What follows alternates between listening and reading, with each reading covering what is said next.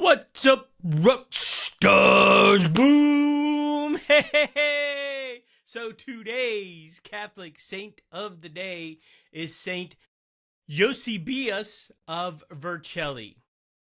Today we remember a saint who loved Christ more than life itself, a martyr of the faith. Christians who breathed a sigh of relief when Constantine proclaimed Christianity the state religion, believing this would end the bloodshed and martyrdom. But it was all too short a time until they were facing persecution once more from others who claimed to be Christian.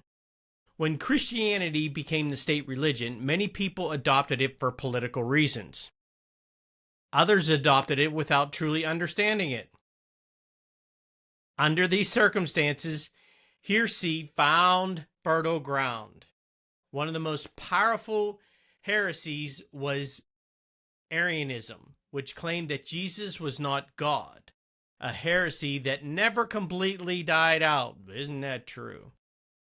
Arians were powerful people, including nobles, generals, and emperors. They commanded armies and senates. True Christianity was in danger of being stamped out once again. Eusebius had learned how to stand as a Christian from his father, who died a martyr in Sardinia. After his father's death, he grew up in Rome, where he was ordained elector. This was a time when bishops were elected by the people and local clergy.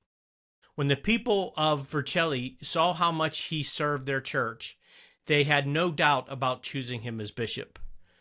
Pope Liberius also noticed his abilities and sent him on a mission to the Emperor of Constantinus to try to resolve the troubles between Arians and Catholics. Seeming to agree, Constantinus convened a council in Milan in 355, early on in the church. The powerful Arians, however, weren't there to talk, but to force their will on the others.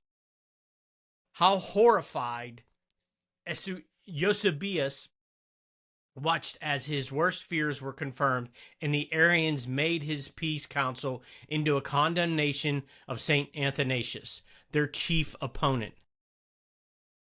Eusebius, unafraid of their power, slapped the Nicene Creed down on the table and demanded that everyone sign that before condemning Athanasius. The Nicene Creed, adopted by a council of the full church, proclaims that Jesus is one in being with the Father, directly contradicting Arian teaching. The emperor then tried to force Eusebius, Saint Dionysius of Milan, and Lucifer of Caligari to condemn Athanasius under pain of death.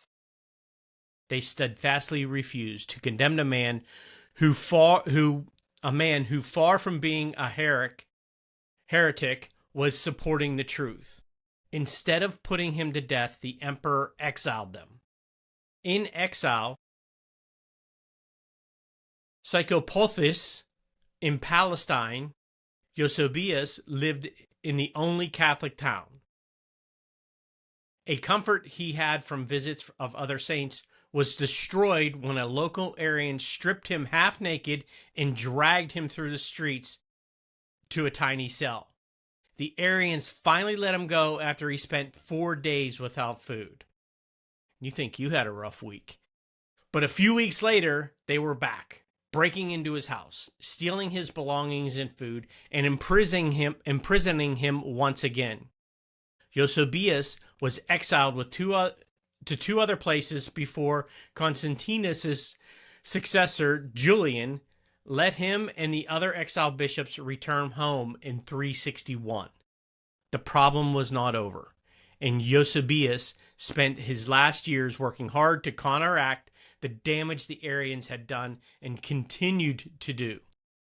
After working with Athanasius and taking part in councils, he became a latter-day St. Paul, traveling all over in order to strengthen the faith and spread the truth. Eusebius died August 1st, 371. In his footsteps, how much do you know about your faith? Could you defend it against a powerful argument? A prayer.